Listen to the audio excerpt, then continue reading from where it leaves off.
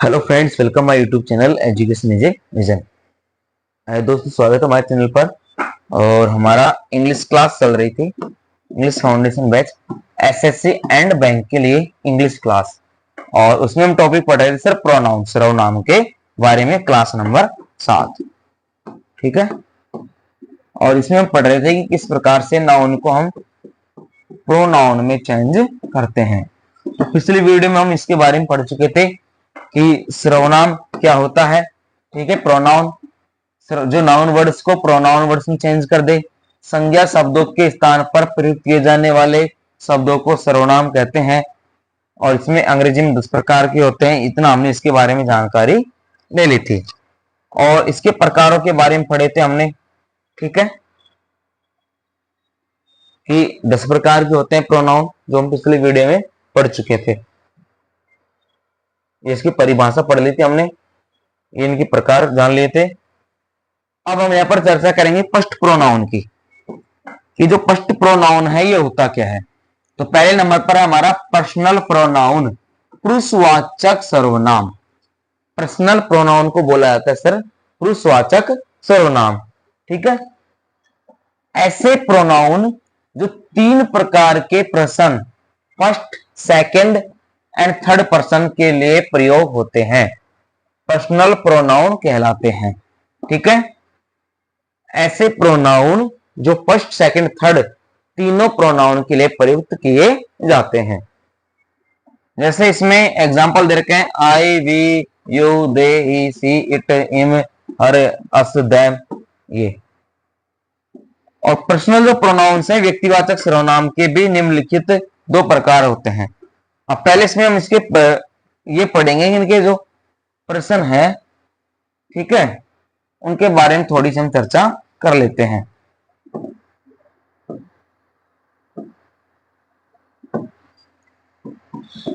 First person,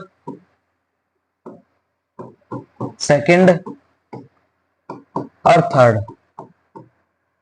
तो sir जो first person है हमारा, यहाँ पर फर्स्ट पर्सन तो होता है हमारा आई और वी। सेकंड पर्सन होता है सर ओनली फॉर यू। और थर्ड पर्सन होता है ही, सी, इट और दे। ये क्या होते हैं? First person, second person, third person subject होते हैं और किसी व्यक्ति का नाम। नाम तो क्या है, संज्ञा में जाता है। एक प्रकार से क्या हो गए, first person, second person, third person में हो गए। ठीक है।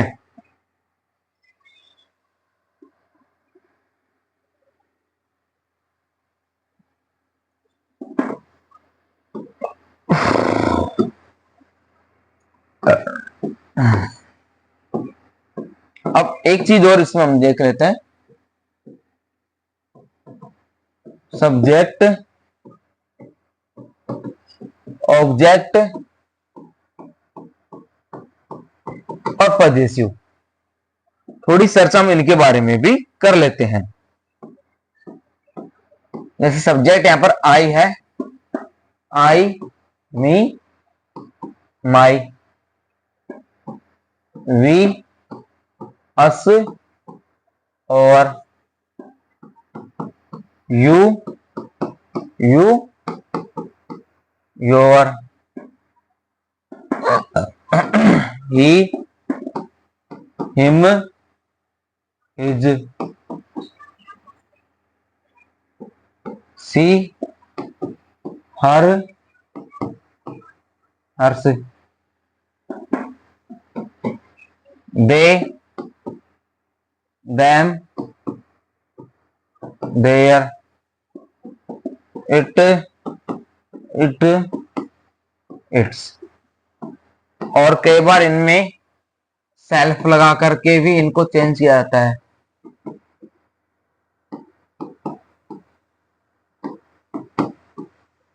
रिफ्लेक्सिव प्रोनाउन में, जो रिफ्लेक्सिव प्रोनाउन है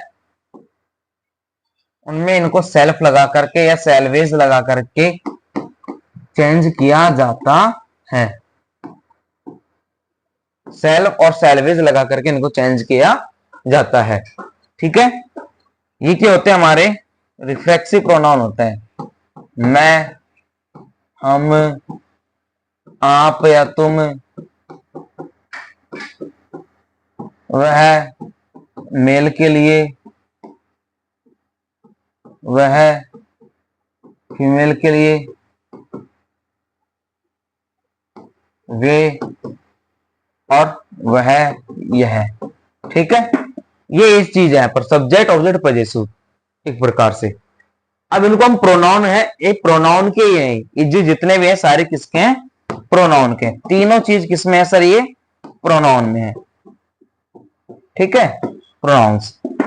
एक और चीज अभी हमने इसमें जाना था प्रश्न के बारे में, तो आई और वी हो गया हमारा फर्स्ट, यू हो गया हमारा सेकंड, और ये तीनों चार हो गए हमारे थर्ड पर्सन। ठीक है, अभी जो हमने प्रश्न के बारे में चर्चा की थी। अब बात करते हैं कि पर्सनल प्रोनाउन के दो प्रकार कौन कौन से होते हैं, उनके बारे में भी हम चर्चा कर लेते हैं। देखिए, पहला होता है हमारा सब्जेक्टिव प्रोनाउन, यानी कर्तावाचक सर्वनाम।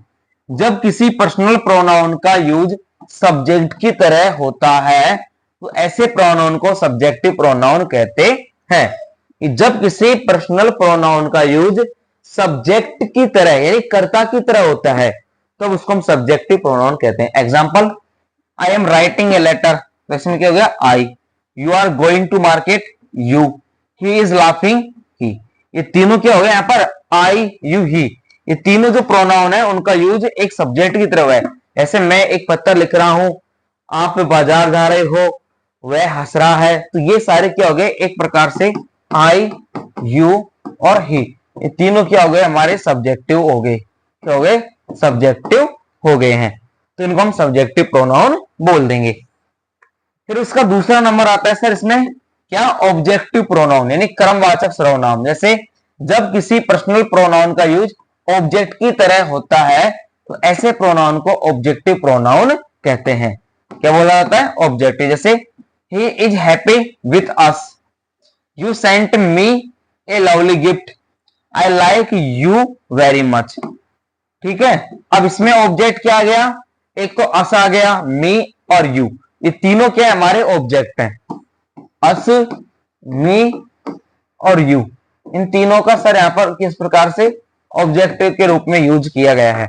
जैसे he is happy with us, वह हमारे साथ क्या है, प्रसन्न है। तुमने मुझे एक प्यारा गिफ्ट भेजा, तो तुमने मुझे भेजा ना। ठीक है, I like you very much, मैं तुम्हें बहुत पसंद करता हूं, मैं बहुत पसंद करता हूं किसको, तुम्हें। तो यहां पर यू हमारा क्या हो गया, ऑब्जेक्ट हो गया। तो ये ऑब्जेक्टिव प्रोनाउन हो गए।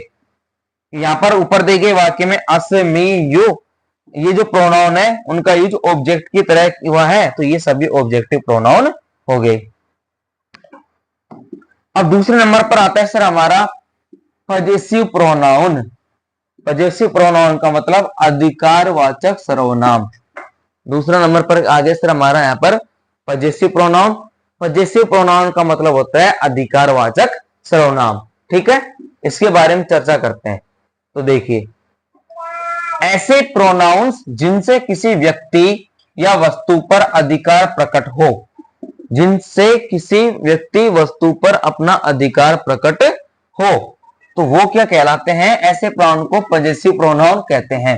जैसे माइन मेरा, ओवर्स हमारा, योवर्स तुम्हारा, हर्ष उनका, देयर्स उनके, हिज उसका आदि। ये शब्द क्या करते हैं, किसी एक दूसरे को हम क्या करते हैं, डिनोट करते हैं, उनको आधिकारिक बताते हैं। ठीक है, for example, overs is a new house, यह हमारा क्या है, एक नया घर है, इसमें ओवर्स आ गया। Your mother is a doctor but mine is a housewife. ठीक है, अब इसमें देखो दो चीज हो गई, एक तो योर तुम्हारी माँ और एक माइन मेरी। तो ये क्या हो गया, हमारे पजेसिव प्रोनाउन हो गए कि आपकी माँ एक डॉक्टर है लेकिन मेरी माँ एक गृहिणी है।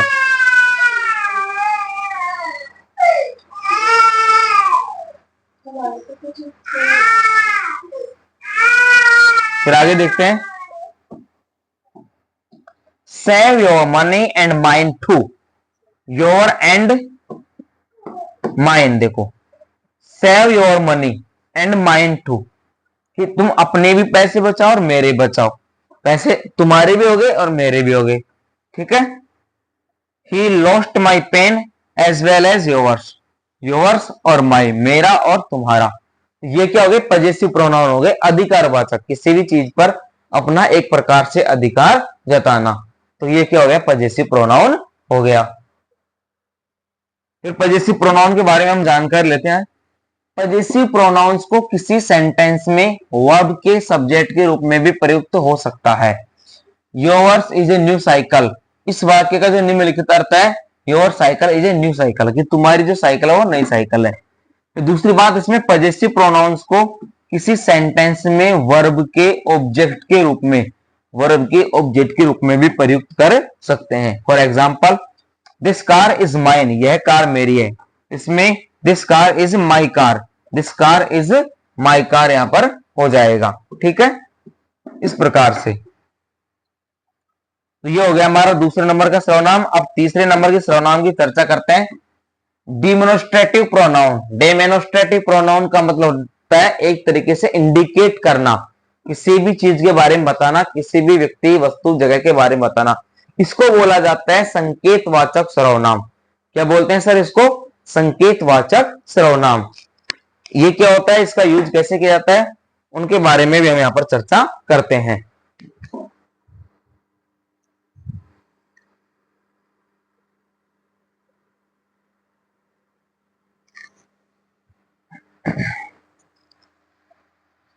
देखिए, ऐसे प्रोनाउन जो किसी भी व्यक्ति या वस्तु को व्यक्त करने के लिए प्रयुक्त होते हैं, ऐसे प्रोनाउन जो किसी व्यक्ति या वस्तु को प्रयुक्त करने के लिए, किसी को व्यक्त करने के लिए प्रयुक्त होते हैं, ऐसे प्रोनाउन को डेमोन्स्ट्रेटिव प्रोनाउन कहते हैं। जैसे दिस यानी यह, दैट यानी वह, दीज यानी ये, दोज यानी वे, सच यानी ऐसा। और इनके बारे में हम बिल्कुल डीपली से फाउंडेशन बैच की क्लास में पढ़ा चुके हैं। इनका कैसे यूज किया जाता है, कहां पर इनका यूज किया जाता है, नॉर्मली हम बता दे।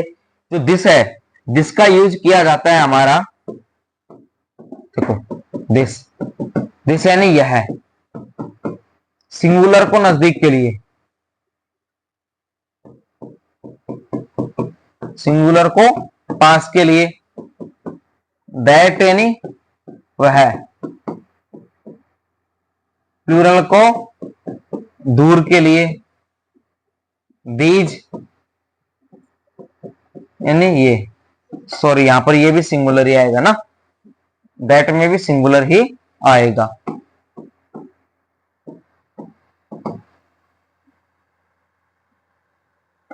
दीज यानी ये, तो ये हो गया प्लूरल को पास, दोज, दोज यानी वे, ये क्या हो गया, प्लूरल को दूर, प्लूरल को दूर के लिए। ठीक है, फिर आगे देखते हैं, इनके बारे में चर्चा करते हैं हम। देखो example, this is a computer, यह एक कंप्यूटर है। दैट इज ए ट्रेन, वह एक रेलगाड़ी है। दीज आर पेन्स, ये कलमें हैं या पेन है। दोज आर बुक्स, वो किताबें हैं। तो दिस का यूज, दिस यानी यह, सिंगुलर एक वचन संज्ञा शब्दों को पास दर्शाने के लिए। दैट यानी वह, एक वचन संज्ञा शब्दों को दूर दर्शाने के लिए। दीज यानी ये, बहुवचन शब्दों को पास दर्शाने के लिए। दोज यानी वे, बहुवचन शब्दों को दूर दर्शाने के लिए। तो ये हो गए हमारे, क्या हो गए, डेमोन्स्ट्रेटिव। डेमोन्स्ट्रेटिव का मतलब होता है, डेमोन्स्ट्रेटिव का मतलब होता है संकेतवाचक सर्वनाम। ठीक है, अब फिर चौथे नंबर पे आता है सर हमारा डिस्ट्रीब्यूटिव। डिस्ट्रीब्यूटिव का मतलब जानते हो, वितरण करना, बांटना एक प्रकार से। डिस्ट्रीब्यूटिव प्रोनाउंस यानी वितरणवाचक सर्वनाम। वितरणवाचक सर्वनाम क्या होता है सर? वे प्रोनाउंस जो किन्हीं भी दो या दो से अधिक व्यक्तियों या वस्तुओं में किसी एक या किसी एक से भी नहीं का बोध कराने के लिए प्रयोग किया जाता है। दो या दो से अधिक व्यक्ति वस्तुओं में किसी एक का भी हो या एक का भी नहीं हो, उनका यूज करने के लिए, बोध कराने के लिए यूज करते हैं। ऐसे प्रोनाउन को डिस्ट्रीब्यूटिव प्रोनाउन कहते हैं। जैसे ईच यानी प्रत्येक, आइदर यानी कोई भी, नाइदर यानी कोई नहीं, नन यानी कोई नहीं, एवरी यानी प्रत्येक, इन सब के लिए हम यहाँ पर डिस्ट्रीब्यूटिव का यूज करते हैं। For example, either of these to books is novel. Either, either शब्द हो गया ना यहाँ पर, कोई से भी, ये दो किताबें क्या है, उपन्यास है, कि इन दोनों किताबों में से कोई एक उपन्यास है, इन दो किताबों में से कोई एक उपन्यास है। Neither of these two pens is red, इन दोनों पेन में से कोई भी लाल नहीं है। किसी चीज का होना या नहीं होना, किसी चीज का होना या नहीं होना। फिर है, none of his daughter passed the high school exam, उनकी किसी भी बेटी से हाई स्कूल की परीक्षा पास नहीं हुई या पास नहीं की गई। तो ये क्या हो गया, इनके एग्जाम्पल हो गए, आइदर, नाइदर, ठीक है, और नन। ये तीनों चीज क्या हो गया हमारे डिस्ट्रीब्यूटिव, यानी एक तरह से उनको विभाजित कर दिया, बांट दिया, तो ये क्या हो गया, डिस्ट्रीब्यूटिव प्रोनाउन हो गया। फिर नेक्स्ट आता है सर हमारा यहाँ पर रेसिप्रोकल प्रोनाउन। रेसिप्रोकल का मतलब क्या होता है, पारस्परिक वाचक या संबंधवाचक सर्वनाम, पारस्परिक संबंधवाचक सर्वनाम, ठीक है। क्या है, वे प्रोनाउन जिनसे किसी दो व्यक्तियों या वस्तुओं में से पारस्परिक संबंध का बोध कराने के लिए प्रयोग किया जाता है, ऐसे प्रोनाउंस को रेसिप्रोकल प्रोनाउन कहते हैं। जैसे ईच अदर, वन अनोदर आदि, क्योंकि ईच अदर तथा वन अनोदर से पारस्परिक संबंध को व्यक्त किया जाता है, एवं ईच अदर तथा वन अनोदर दोनों ही रेसिप्रोकल प्रोनाउन है। ईच अदर कोई भी दूसरे, वन अनोदर कोई भी अन्य, है ना। ये क्या है, एक तरह से दो व्यक्तियों के बीच में बॉन्ड बनाते हैं, एक प्रकार का संबंध दर्शाते हैं। For example, two men fought each other, दो आदमी आपस में लड़ पड़े। Two man fought each other, ये दो व्यक्ति आपस में एक दूसरे से लड़ पड़े।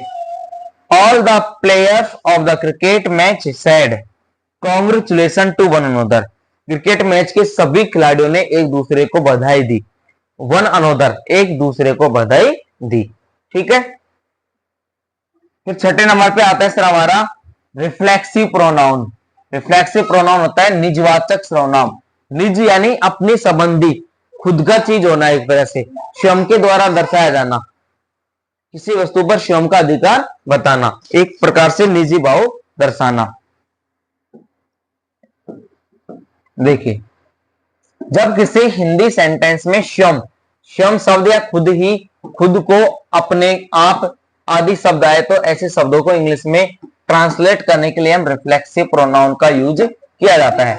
जैसे माई सेल्फ, मेरा, मेरे स्वयं के द्वारा, योर सेल्फ, तुम्हारे द्वारा, योर सेल्वेज, और सेल्फ, और salvage, himself, her self, it self, them salvage और वन सेल्फ आदि। ये क्या हो गए, एक प्रकार से रिफ्लेक्सिव प्रोनाउन हो गए हैं। For example, Mohini pride her self on her talent, कि मोहिनी को अपनी प्रतिभा पर गर्व है, हर सेल्फ हो गया। I myself did this job, मैंने खुद ही ये काम कर लिया, तो माई सेल्फ हो गया। यानी कर्ता के द्वारा इनका संबंध दर्शाया जाता है, एक प्रकार से कर्ता के द्वारा इनको डिनोट किया जाता है। तो ये क्या हो गया, एक प्रकार से हमारे निजवाचक, यानी इनका निजी संबंध दर्शाया गया है, ठीक है। फिर सातवें नंबर पे आता है सर हमारा एम्फेटिक और एम्फेसिक प्रोनाउन, यानी दबाव सूचक सर्वनाम, एक प्रकार से किसी की विशेषता दर्शाना, एक विशेष सर्वनाम बोलते हैं इसको। दबाव, किसी चीज पर किसी विशेष व्यक्ति का दबाव हो, उसको हम दबाववाचक सर्वनाम कहते हैं, ठीक है। इसके बारे में यहां पर चर्चा करते हैं। देखो, वे प्रोनाउन जो किसी व्यक्ति या वस्तु पर जोर या दबाव डालने के लिए यूज किए जाते हैं। वे प्रोनाउन जो किसी व्यक्ति या वस्तु पर जोर या दबाव डालने के लिए यूज किए जाते हैं, तो ऐसे प्रोनाउंस को एम्फेटिक या एम्फेसाइसिस प्रोनाउन कहते हैं। इस प्रकार कर्ता जो सब्जेक्ट होता है, कर्ता द्वारा किए गए कार्य का प्रभाव सीधे कर्ता यानी सब्जेक्ट पर ही पड़ता है। जैसे my self, your self, your salvage, over self, over salvage, him self, her self, it self, them salvage, one self आदि। तो ये सारे क्या हो गए, कर्ता के द्वारा इन पर दबाव पड़ रहा है, इन पर प्रभाव पड़ रहा है। कि कर्ता के द्वारा खुद द्वारा ऐसा कार्य किया गया होगा, ठीक है, तो वे हो गए emphasis pronoun. For example, Mohan prepared dinner himself, कि मोहन ने रात का खाना खुद तैयार किया, खुद के लिए किया, खुद से किया। माताजी वॉश्ड द क्लॉथ्स हरसेल्फ, कि माताजी ने स्वयं कपड़े धोए।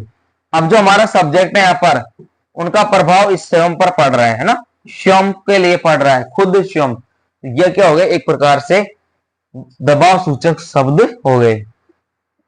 अगर वाक्य यहाँ पर मोहन ने रात का खाना खुद तैयार किया, तो उसके स्थान पर मोहन ने रात का खाना तैयार किया, तब भी यही पता चलता कि रात का खाना मोहन ने ही तैयार किया। लेकिन पहले वाक्य में सब्जेक्ट पर जोर देना है, सब्जेक्ट पर जोर देना पड़ रहा है, तो यहाँ पर हिमसेल्फ एम्फेटिक्स और एम्फेसाइज प्रोनाउन है।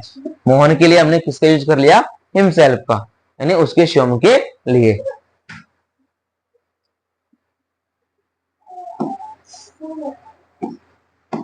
फिर अगला आता है सर हमारा यहाँ पर 8वें नंबर पर इंडेफिनिट प्रोनाउन, यानी अनिश्चयवाचक सर्वनाम। इंडेफिनिट प्रोनाउन क्या होता है, देखो, वे प्रोनाउन जिनसे किसी अनिश्चित व्यक्ति या वस्तु का बोध कराने के लिए यूज किया जाता है। वे प्रोनाउन जिनसे किसी अनिश्चित व्यक्ति या वस्तु का बोध कराने के लिए यूज किया जाता है, उनको हम इंडेफिनिट प्रोनाउन कहते हैं, ठीक है। जैसे everyone, someone, no one, anyone, everybody, somebody, nobody, anybody, everything, something, nothing, anything, all, some, both, any, much, few, little, another आदि। ये सारे क्या हो गए, अनिश्चित वाचक, एक अनिश्चित व्यक्तियों को। अब हमने बोला एवरीवन, प्रत्येक, अब प्रत्येक तो है लेकिन निश्चित नहीं है ना, कितने हैं। समवन, कोई भी, ये पता नहीं कौन है। नथिंग, कुछ नहीं। समथिंग, कुछ भी। ये सारी चीज क्या होते हैं, किसी भी चीज को, किसी व्यक्ति को अनिश्चित रूप से दर्शाने के लिए यूज किया जाता है। For example, someone knocked at the door, कि किसी ने दरवाजा खटखटाया, किसी ने, पता नहीं किसने। नोबडी हेल्प्ड अस, किसी ने हमारी मदद नहीं की। You can not find anything at this palace, तुम्हें इस जगह पर कुछ नहीं मिलेगा। एनीथिंग इज, कुछ नहीं, यानी कोई चीज नहीं है, ठीक है। तो ये हो गया इंडेफिनिट प्रोनाउन। फिर आता है सर हमारा सबसे बेस्ट और सबसे फेवरेट रिलेटिव प्रोनाउन। रिलेटिव का मतलब होता है संबंधवाचक सर्वनाम, किसी व्यक्ति का एक दूसरे से संबंध दर्शाना, किसी भी व्यक्ति का एक दूसरे से संबंध दर्शाना, उसको हम रिलेटिव प्रोनाउन कहते हैं। फॉर एग्जाम्पल देखो, वे प्रोनाउन जो सेंटेंस में उससे पहले आए किसी नाउन से संबंध बताने या वाक्य को जोड़ने के लिए यूज किए गए हो, ठीक है, संबंध बताने या वाक्य को जोड़ने के लिए यूज किए गए हो, उनको हम क्या कहते हैं, रिलेटिव प्रोनाउन कहते हैं। जैसे who, whom, whose, which, what और दैट, ये सारे क्या है, रिलेटिव प्रोनाउन है। For example, they meet Ram who is my friend, वे राम से मिले हैं जो मेरा दोस्त है। He called when I was talking to the principal, कि उसने जब पुकारा मुझे तो मैं प्रिंसिपल से बात कर रहा था।